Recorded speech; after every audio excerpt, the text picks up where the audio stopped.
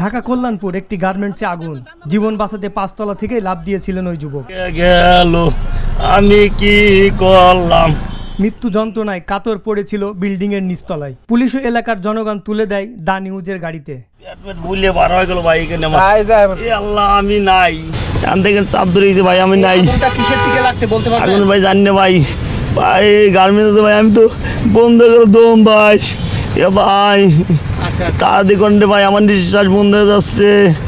আল্লাহ আসি নেই হাসপাতাল।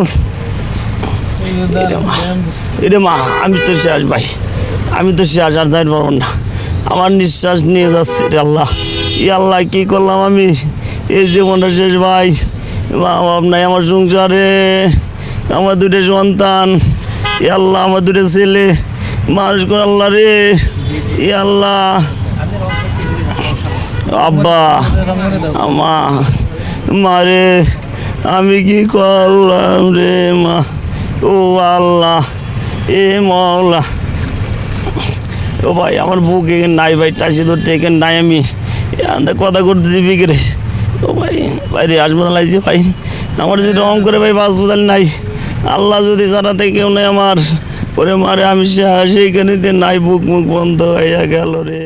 পরবর্তীতে দা নিউজের গাড়িতে করেই জীবিত পৌঁছানো হয় হাসপাতালে ওই লোকটিকে।